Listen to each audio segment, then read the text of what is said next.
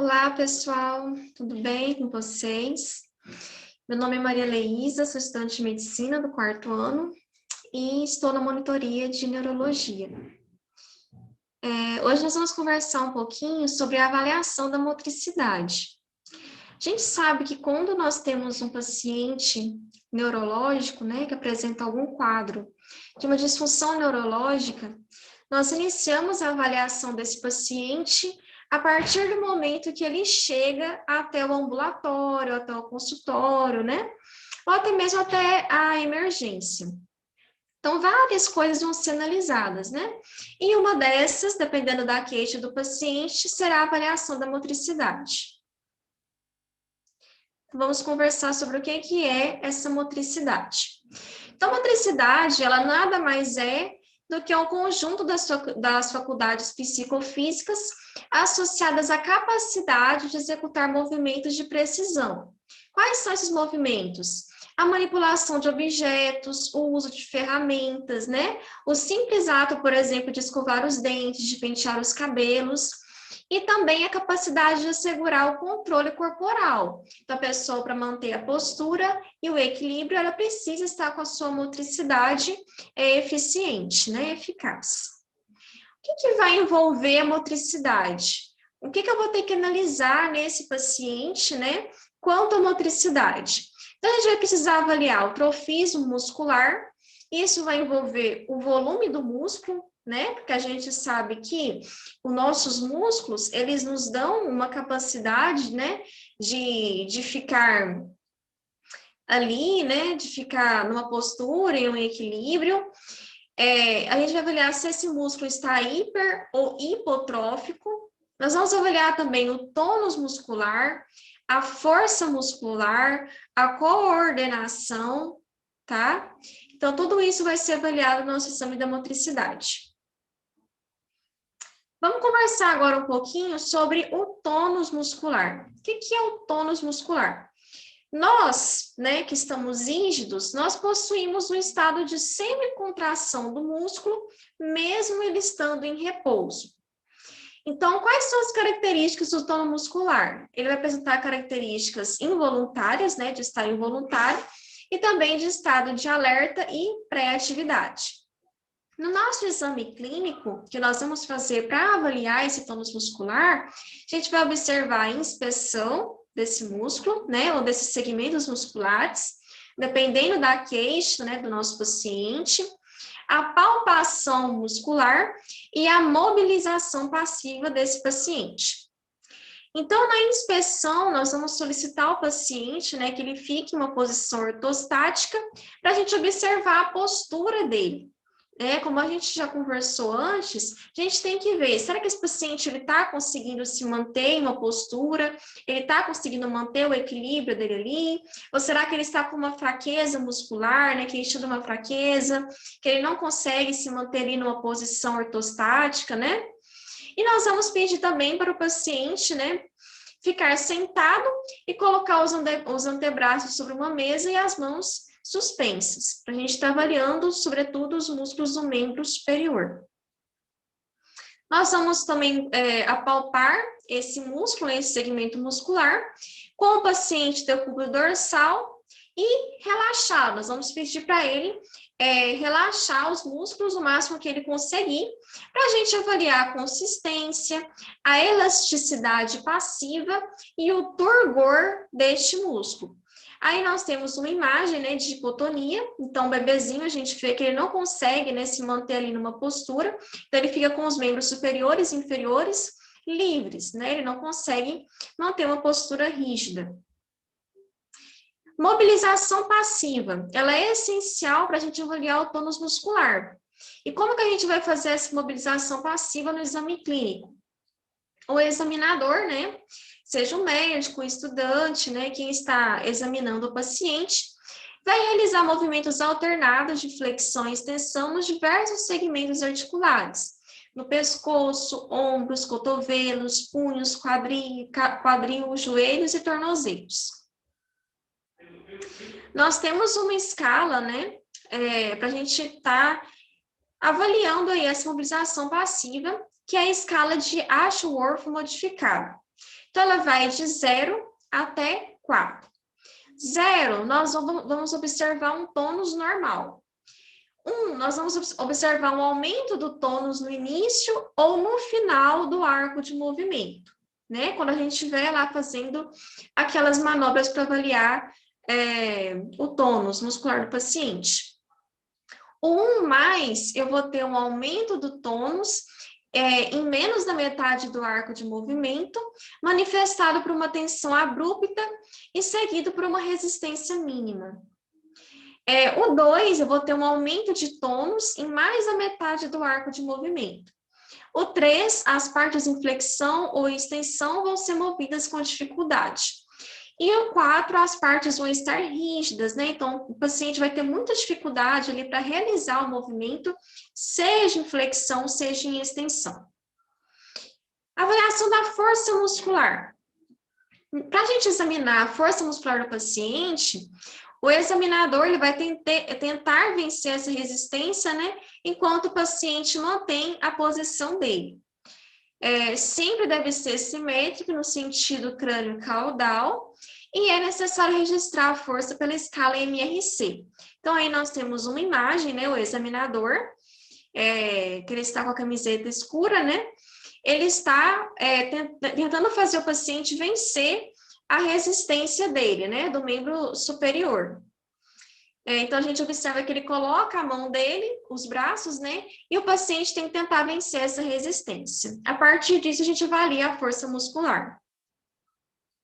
Como eu tinha mencionado antes, é importante a gente registrar no MRC, que é o Score do Medical Research Council, né?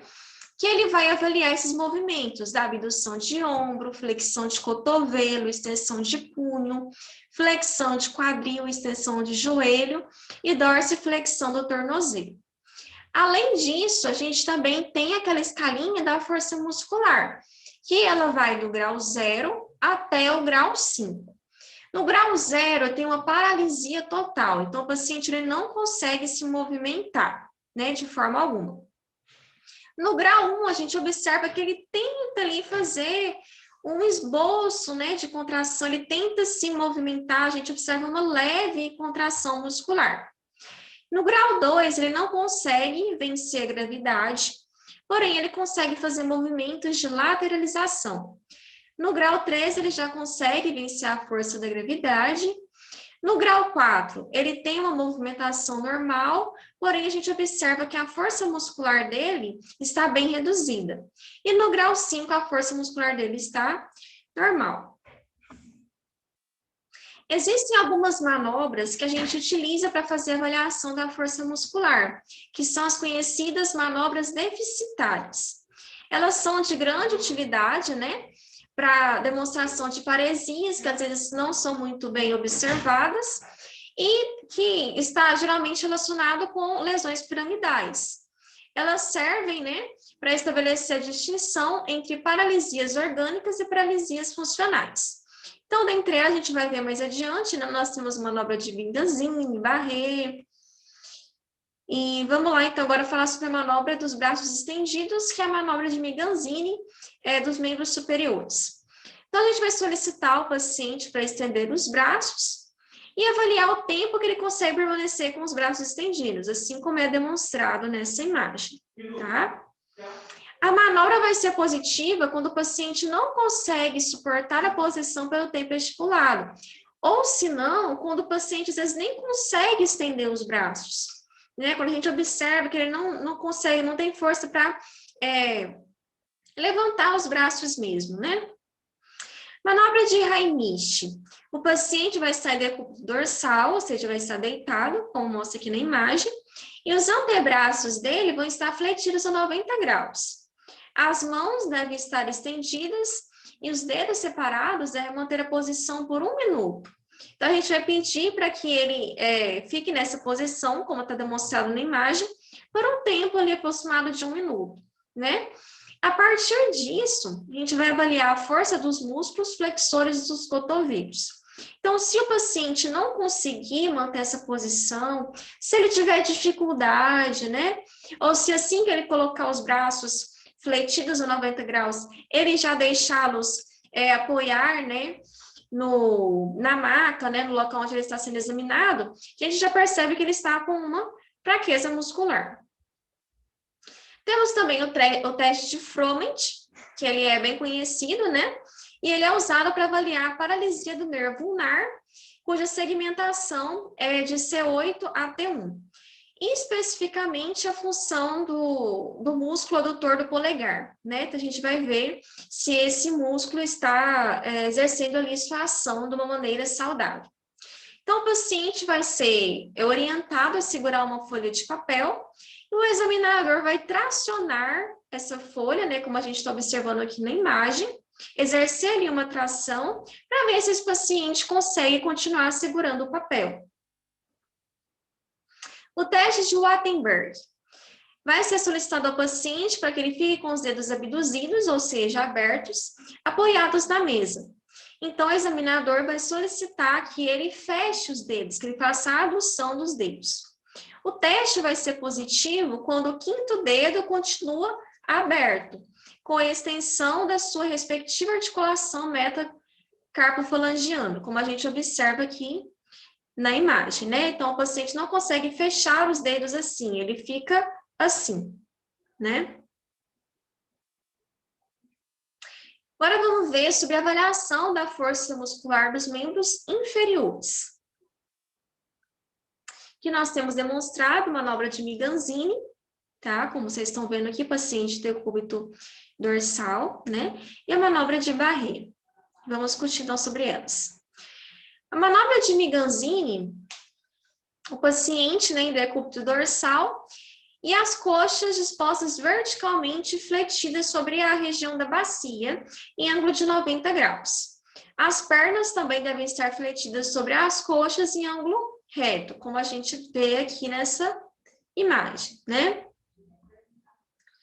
A gente pede, então, para esse paciente ficar com as perninhas dele para cima, né? Normalmente, o indivíduo ele vai conseguir manter essa posição por algum tempo sem ter dificuldade. Porém, em casos que tem uma lesão da via motora, a gente pode observar uma queda isolada da perna, no caso de déficits nos músculos da face anterior da coxa, ou uma queda isolada da coxa, né? Quando tem um déficit do músculo psoas, que é chamada também manobra de psoas, né? Ou pode ter uma queda simultânea da perna e da coxa, que é o déficit, né, da musculatura anterior da coxa e também do músculo psoas. A manobra de Barré, né? O paciente vai estar em decúbito ventral. Deixa eu retornar aqui para vocês verem. Paciente de decúbito ventral. E vai ser solicitado para esse paciente fletir as pernas sobre as coxas, em ângulo reto. Essa posição também vai ser mantida, né, por algum tempo, sem que ele tenha dificuldade. Porém, se ele tiver algum déficit dos músculos flexores das pernas, haverá queda deste segmento, como a gente observa aqui na imagem, tá? Então, aqui ele foi solicitado, né, para ele ficar nessa posição, decúbito ventral, com as pernas em ângulo reto sobre as coxas, e aqui o paciente mostra-se uma fraqueza muscular, né, nessa região, porque ele apresentou queda do membro inferior ali, né? Queda do membro inferior em abdução. Aqui, como é demonstrado na imagem, o paciente é solicitado a ficar em decúbito dorsal. A gente pede para que ele abduza as pernas, né, para que ele abra um pouco as pernas, ficando com os membros inferiores flexionados, né, e faça uma flexão, como a gente observa aqui na imagem, tá? O paciente, se ele não tiver nenhum déficit muscular ali, né, nenhum déficit motor, ele vai conseguir ficar nessa posição tranquilamente ali. Porém, caso ele tenha, o teste vai ser positivo com a queda do membro inferior. Então, ele vai deixar cair, né, algum membro inferior para algum lado. Essas aqui foram as referências. E muito obrigada.